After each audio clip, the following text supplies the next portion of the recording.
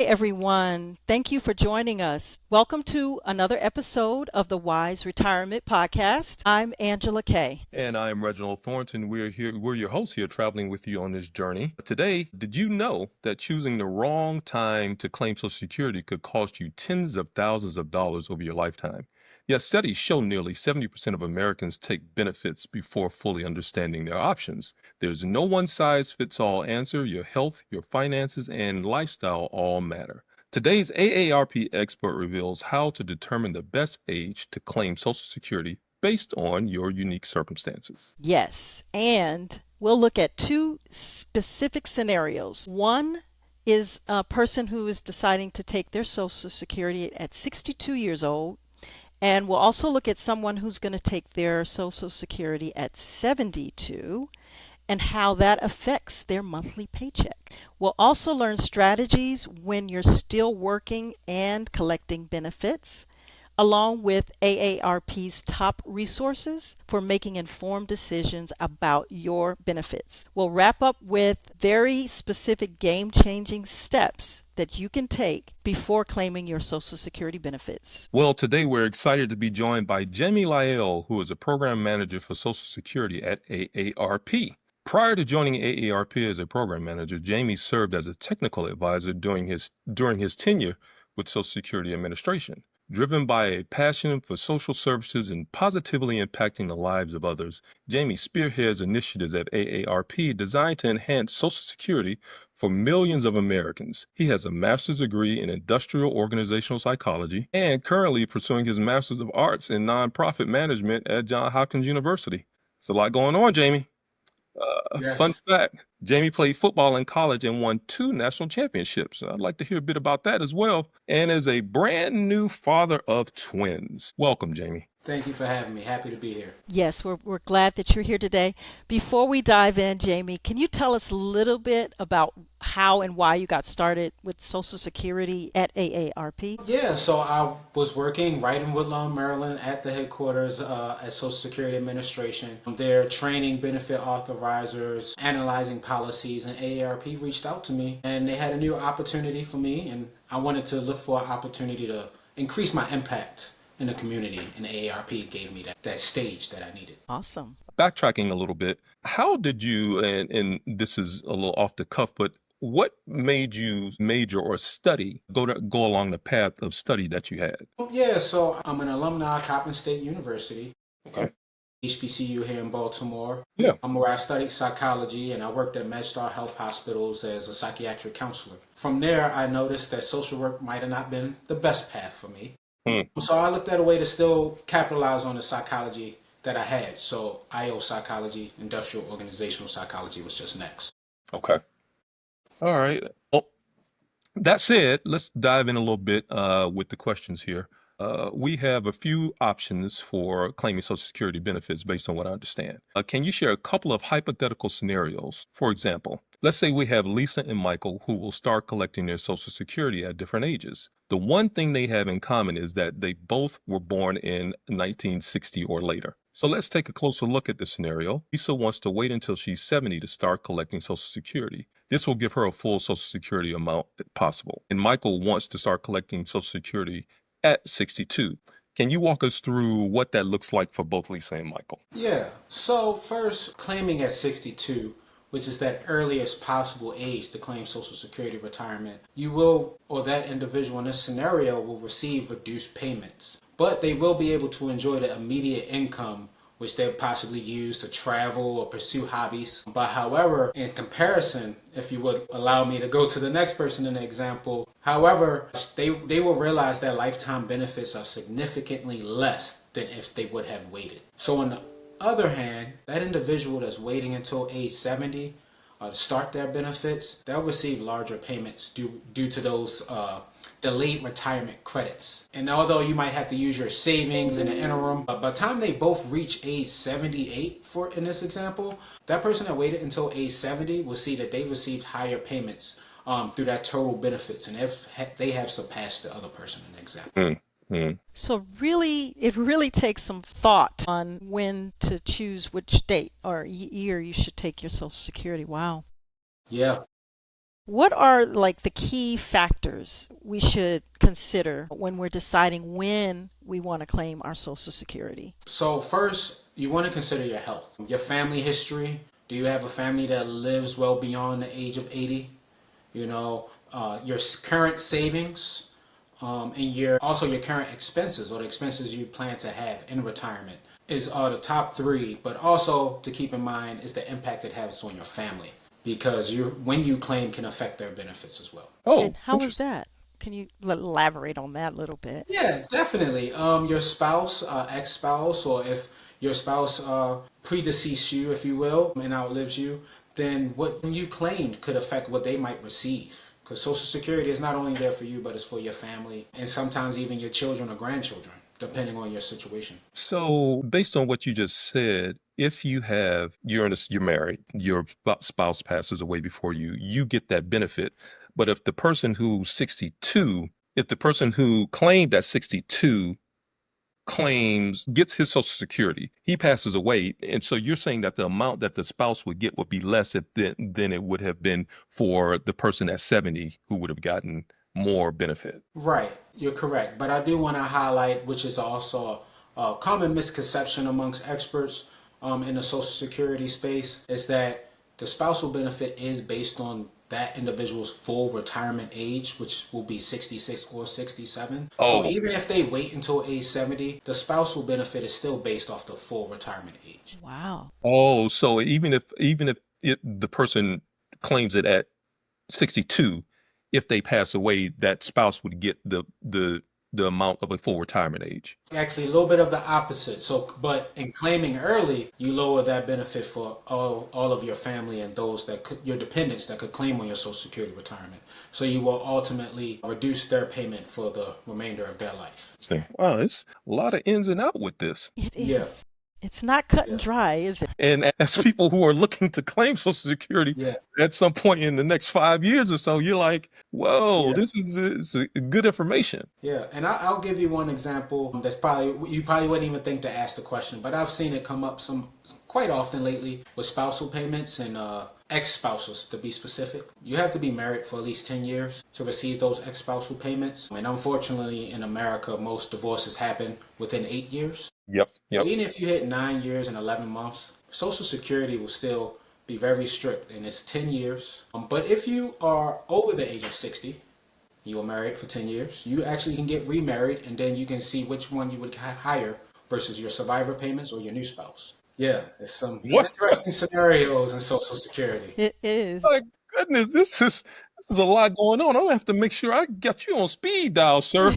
Well, you have my email. Feel free. Yes, indeed. This is a Right. lot going on here. So, did you have a follow-up or were you good? No, I'm good. Yeah. Okay. So the next question is, how does your money now and money you expect to make in the future affect when you should start taking Social Security? Is that is that impacted in any way? Yeah, so Social Security takes your highest paid 35 years and does an average. Okay. So if you started working, let's say 16, 15, those might have not been your highest paid years compared to when you're closer to retirement. Right. So if you continue to work, you might knock off one of your lower years and replace it with a higher year because they go off the average. Oh, okay. Okay. That's good to know. Hey, look, I might need to be jotting all this down. This is good stuff. Yeah. Yes. You just Yes, got it to come is. back and rewatch it over and over. Right. Right. That's exactly what's going to happen. That is the The edit facts. process. Yes. All right. Okay. With that, do you think, or would you say, are any special circumstances for those who plan to continue working and receiving benefits? So maybe I retire and then after break, I might go back to working part-time or full-time after I started receiving my benefits. So how does that work? Well, there's a possibility that they can receive a reduction in benefits due to how much they would make in 2025. So if you're claiming before your full retirement age, I believe if it's not the year you turn full retirement age, it's about 23,000 and some. I don't have the exact number off the top of my head, but it's about 23,000. After that, then you'll see a reduction for about $1 to $2 every dollars. So about $1 is deducted for every $2 earned above that limit. I see. Okay. And then when you reach the year you turn your full retirement age, let's say you turn your full retirement age in June of next month. Up until that month of June is $1 for every $3 that's earned over about a $62,000 limit. It's about 62,160. But once you reach your full retirement age, you can work as much as you want, no reduction. It doesn't have to be June 30th. It can be June 1st, June 2nd.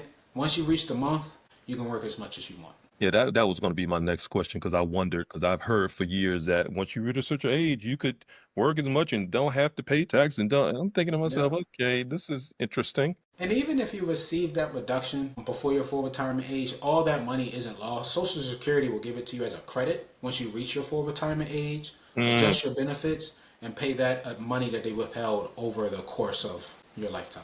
wow, I didn't realize that. I thought it was lost. So you ultimately do get it. It's not in a lump sum, but they just kind of course it out over time. Yep, exactly. Mm, that's good to know as well.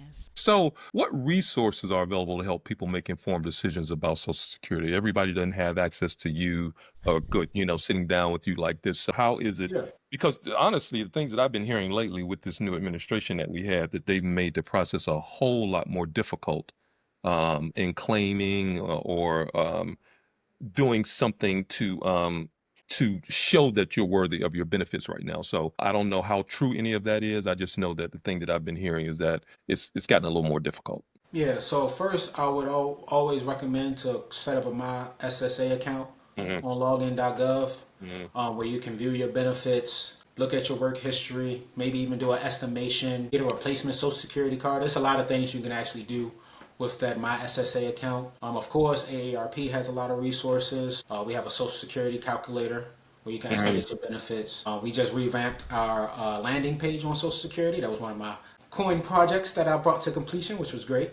Okay. All So right. that we just launched that last month to make it more simplified, less clicks, and just able to find the information you're looking for. Okay. That's good to know. Well, Yeah, and I would also recommend anyone that's looking to, if any readers out there, I did edit the Social Securities for Dummies book, the fifth edition that came out in September. So that's there Oh, as okay. well as a resource. Oh, very nice. Okay. that's great, Jamie. Yeah, Yeah. absolutely. I do Yeah, you. receive AARP. I am a member. And Well, I did see the new landing page information for Social Security. So I didn't know you were awesome. behind that. That's cool. Yeah, Congratulations. and if you check out the bulletin for AARP, the May June issue, Hmm. you'll see a couple of my columns there. Good. I'll So look you for that. can catch a column of mine almost on each issue throughout this year and within the bulletin. Okay. Okay. So you're writing information for us. Thank you. Yeah, My goodness, how do you have time for this, sir? Between the twins and all of those projects, bro, you Right. you got to you wake busy. up at 4 in the morning. They call those superhero hours. Those That's are. indeed what that is. That's indeed what that And is. prayer warrior time as well. Right. Yes, yes, So, wow, this is a lot to unpack, and I'm sure our listeners will want to, re-listen to some of these things. yeah. If we want to wrap up in sort of step formation of what are the top 3 steps we need to take, right, when deciding to claim our benefits, like what's action steps should we take? One, two, three. Consider your family, the impact to your family, your health, and ultimately just how do you want to live in your retirement? How do you want to live? That's going to be a big factor to when you should claim. So one, two, three. Okay. All right. So you mentioned that there's a plethora of resources on the AARP's website. Yes. If you're not a member, become one, right? Because you'll get things in your mailbox that will help you make these types of decisions. And so to recap what we've learned today. So what we've learned is Social Security, deciding on when to take it is not a cut and dry thing. It's some research we need to go into. So, Jamie, how many years out before we claim our Social Security benefits? I would say once you start getting into about your mid 50s, you can start really, you'll give yourself enough grace to figure out your strategies, talk to your spouse, and just see how you want to live in retirement. So, about your mid 50s. For those ambitious, maybe soon you turn 50.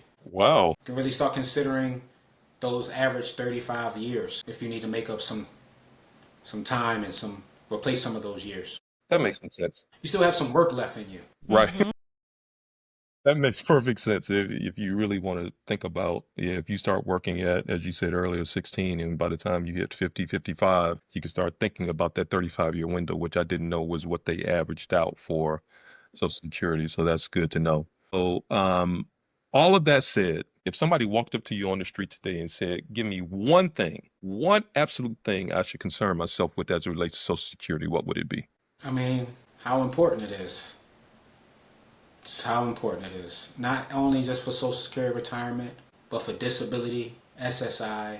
It's really that social insurance that we have, that we pay into. So we earned it, so we deserve to get it. That's right. I agree. Were there any changes, Jammie, in Social Security that you can share with us? Recent changes? There was almost a change to the phone system, but at AARP and our members, we took the fight to them, and we got Social Security to reconsider that decision. And we got them to keep the phones there for millions of Americans so they can still claim benefits and get the customer service that they need. Has that service been impacted at all? There has been increased wait times with the government payouts and the staff reductions at Social Security. One way I would say to help with that is the online account helps with a lot of quick things you might need. And then also if you need to go into a field office, make an appointment. So you're not just Not just outside hanging waiting. out. Makes perfect sense. And the AARP website, they can help you with the calculators you mentioned on the website. The book, Social Security for Dummies, is also there. Yes. And any other resources that you can call out that we might need to go check out, specifically where on the website? Yeah, so AARP.org /Social Security. You'll also see webinars. We have teletown halls there as well. And we also have Ask an Expert there. So there's an inbox there that you can go and ask your questions if you can't find it on the website. So, Jammie, we're wrapping up. Do you have any final words of encouragement to share with us? Go to AARP.org and sign up for the fight for Social Security. And if you care about Social Security, you should advocate for it. You know, it really makes a difference. One person speaking adds up until 1 million people speaking, and that's how change comes. So not only going there for resources, but to advocate for our own rights and benefits. Okay. All right. I'll definitely check that out. So tell me, how can we reach you? How is there a way to reach you directly? Can the community reach out to you, or should they just go through aarp.org? And I would say you can reach me. We have that inbox, that Ask an Expert that I mentioned. I can give you the direct email to that inbox. It is ssqa@aarp.org. And that's where you can submit a question, and me or one of our experts will get back to you to your email directly. You can ask an individual situation, and if you can even reply back to that email if you still don't understand. That's fantastic. And do you need to be a member for this benefit? You do not need to be a member, but I would say there are a lot of other options. We also have a frequently asked question bank that is available that we have on the website as well that you can find, where you can just see commonly asked questions. Okay. And then and they're expertly reviewed by myself, and you get the information you might need before you might even have to ask that question, because if you have the question, it's probably 1,000 of other individuals that have the same question. True. Well, that brings us to the end of today's episode. Jammie, thank you for joining us today. Absolutely appreciate the information.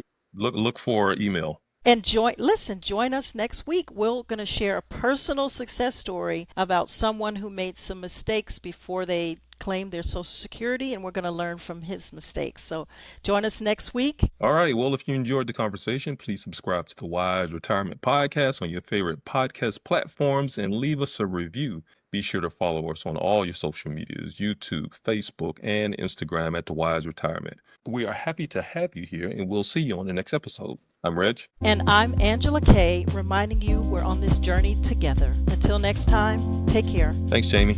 Welcome to the ride.